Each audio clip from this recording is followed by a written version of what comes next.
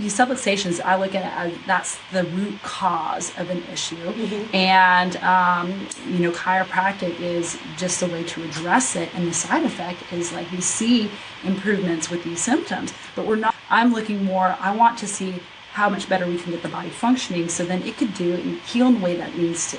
That's why just because you're feeling good doesn't mean that your body doesn't need some extra help. Times where you're like, I feel okay, I'm great, but you know, how many people have you heard that, you know, they feel great, they go in for their doctor's check and they have stage 3 cancer. All right, we were in Colorado one time and we were out at a park and I was watching ducks walk. I'm like, oh my gosh, a duck needs to get a cut. I mean, that's how my brain works. At the time, but he was unable to walk due to a back issue. And we had to carry him in and he walked out of that visit. So that was such a profound impact on our family. As best as possible and perform as best as possible together.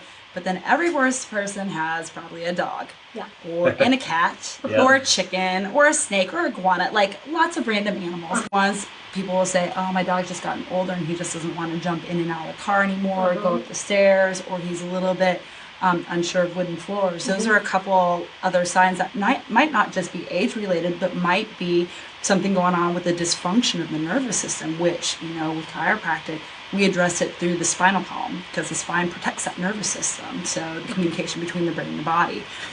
Fully get that. So now it's so important for the body to be able to communicate with the brain and vice versa. And it's able to do it through this communication nerve highway called the nervous system. So you've got the brain, the spinal cord, and all these nerves that branch out between the vertebrae and the spine to every organ, tissue, cell in the body. So that's how the brain's able to communicate with the body and tell it, like, or have it perform as efficiently as possible, or just move in general.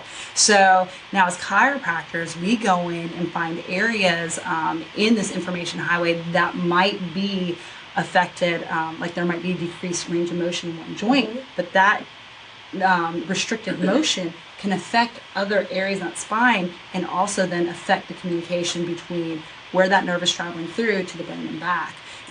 And so the body is an amazing thing. Like you get a cut, you don't have to do anything about it. It will heal. And so when you have these issues called subluxations, that decreases that ability to heal. So that's where having chiropractic care will help with that aspect of it. It's fun. The nervous system controls every single system in your body. So without your nervous system, you're not like, your nervous system, it goes to the heart, it goes to the intestine, so it aids in digestion. It goes to your reproductive system, and also bowel and bladder movement. To say it more nicely. But so, for example, I have had dogs that come in because of digestive issues. And so either their vet's trying to figure out if they have a food allergy or something like that, and they're not finding anything specific with this dog, but it's throwing up every so often. And so they're like, go visit the chiropractor. And sometimes we'll find subluxations in areas where those nerves go to that digestive system. So if that's compromised, then we can at least adjust it and get that functioning better, and we usually see an improvement with it. So another example, I get to see quite a few dogs with urinary incontinence, or one lady, she came for a different reason. It was a disc issue, but she's like, I realized my dog only poops like once every 3 days. I'm like, that's not normal. That's not good. So, we check, and sometimes we'll find some sacral subluxations or even subluxations in the neck that could be affecting that hind end. And then we see improvements with that. So, the body will decide what path it takes to heal. Yeah, that's so those are some of the internal stuff. And again, with urinary incontinence, that can be due to a pelvic or a lumbar misalignment that can be affecting the nerves that go to the bladder. So that's how it can affect the internal stuff. You have, again, there's nerves that go to these internal organs that can be affected. So you bring up a great point, because animals are great compensators. They don't want, it's like survival of the fittest. And so if you show weakness, that's like a pack member will turn on you, or you get left behind. When you let it set in, the body will adapt to it becomes a new normal. Yeah. And so then the body starts compensating and then compensating for those compensations and stuff like that. Sometimes though we have families that call us because the dog suddenly became aggressive. And like somebody would be like, oh, I was petting my dog and all of a sudden he growled at me. Yep. And so I'm like, they're giving you indicators here and there that, you know, and once it gets to where they can't adapt anymore and they become they just don't want any part of it. So the first thing to do is to react in fight or flight. Right. And so especially for those short leg, long back dogs, such as corgis and dachshunds, they definitely benefit quite a bit in getting them started earlier. I think every puppy should be handed with a chiropractor's card, or just because of the impact of coming down off a couch, you know, the short legs, long back, that causes a lot of concussion up in the shoulders and the lower neck. And if it's a dachshund, they'll pick them up right from their middle area, so they continuously stress that mid portion of their spine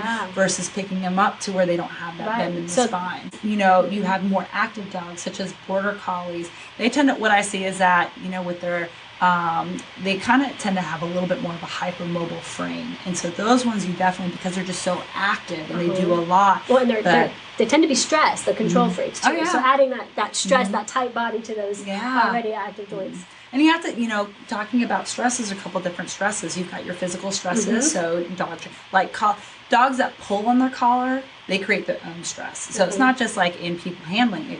It works both ways. Dogs that, you know, aren't taught to walk properly on the lead or whatnot, that pull and constantly strain the area. You have to think every message from the brain has to pass through the neck. So that's why it's very important there, and to learn how to lead your dog properly, or have somebody work with you to show you how you can best teach your dog to do that. And so the physical stress, well, it turned out that dog had some arthritic changes in the low back. And so, I mean, it was trying, you could tell this dog every time it came to the jump when I was watching it, it was trying so hard and it wanted to be good, but there was a physical reason for that. So if your dog stops doing something, you got to evaluate that aspect of it. Right. And when you have a kid, it's like a sapling. If they're out of alignment a little bit, it's not that hard to get them straight. But we're like an old tree, you know. And if we grow crooked, it's, you know, if you've been too growing much pressure, we crooked might for snap.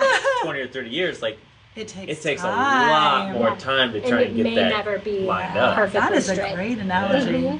So a lot of people think, well, if my dog pulls, I'm just going to put it on like the gentle leaders or the harnesses, and the same thing for harnesses. They think, well, I'll put them on a harness, which like. So you know, again, it's going to be each dog has their. As you go through and evaluate each dog, you'll see what works best for them. What's gonna, what can you use that would use the least amount of pressure on that neck? So a harness might not be the ideal for that dog, but it might be great for other dogs that just stay right beside you. You know, because like if you have a dog that has some elbow issues or arthritic changes in the elbow or shoulder or tendonitis, that will actually make it worse. And then there's some harnesses, depending on how they sit, they'll sit on the lower neck, so they're still putting pressure and forcing that neck backwards. And so, you know, with halties, there's some dogs that work really well on a halty, and then there's some people that will still go like this, and yes, that is definitely it can affect the neck that way. You know, there's some people who use prong collars, but their dog might respond really well to it because all you do, you have to do minor correction. Then there's other people who abuse that prong collar and jerk up on it. E-collars, I know there's a great way to use them. There's also, I've seen, you know, I had a dog that came in that we talked about too, that it had been misused with an e-collar. You know? Way to go. And you have to think every decision, you have to be an ambassador for your dog. You know, every decision you make will either lead them towards a healthier life or it can lead them towards a negative impact, you know. So that's not good. Never, if your dog likes to run to the end of the leash, don't put them on a flexi. Well, I would feel like flexi leads in general, we don't recommend them because they're dangerous to humans. When I went to nursing school, there's so many burn injuries. And like where they tripping people. I broke my arm because I got cut underneath. Or dog fights because they got tangled together and couldn't get apart, so they just fought. And so flex leads are just not good. And that because they always suck the dog back in, that's that constant pressure on the dog that even if they didn't pull on the leash, they're still going to get that pressure that they could have avoided if they had control of the leash. For the dog, it's like being in a car accident for people with the whiplash of their neck. I mean, you know how stiff you get in the neck and stuff, and you know, you compensate and you're like, oh, it's not that bad, but it's creating some neurological dysfunction there. over the 3 years, how locked up those neck muscles got. And whenever you touched a certain spot, it would also contract to the right. And so once we got that neck functioning a lot better, the jumping started getting smoother. It started not hitting the bars, and training became easier. You didn't want to quit as soon. So that's another point, like especially with these young animals, they do have these things that can interfere with their concentration, such with kids and stuff like that. And actually, probably a dead dog. No, I don't. Unless it's dead, I don't think there's a dog that couldn't benefit from chiropractic care. List is pretty. But no, the number one is like, of course, the lead stuff, the collar stuff, how you pick them up. There are some people. Don't be mad if you see this, but pull on their tails as play. And sometimes you have like your dogs that love to play tug, and you know, I just say you can't take that out of their life, but you can limit the time that you do it. So playing tennis ball and catching the frisbee, and being a weekend warrior with that too. And so just like making sure you don't but if you're doing those sports and you see that they're physically active, you know, it doesn't hurt to get them checked every once in a while to make sure that it doesn't keep on continuously building on each other.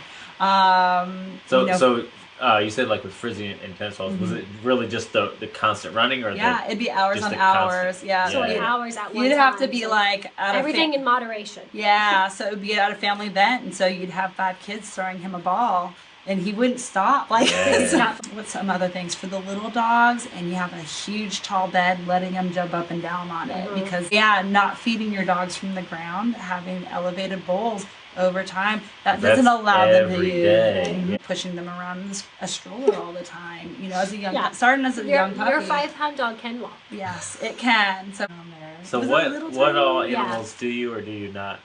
And so anything with a spine can definitely benefit from chiropractic care. Because you guys make it look so easy. And you think, oh, I could do that. Like years and years of practice. But as he adjusted him, all of a sudden the color started to come back. And I've seen that in dogs too. So if somebody wants to seek your services, how do they find out where to find you? Or well, that's the easy part. They can either contact me. I mean, all the information's on my website, theanimalchiro.com. And if you do have questions, let us know. And if we have enough questions, we might have Dr. Natasha come back out and do like a recap Q&A. But this has been awesome. I've learned so much. I hope your mind's as blown as mine, because this has been amazing. And we just really appreciate having you out. Oh, I appreciate you guys too. Thanks for coming. Thank you for helping change dogs' lives too. You guys are making a huge difference. Cool. So thank you. All right. All right, guys. We'll see you next week. Bye.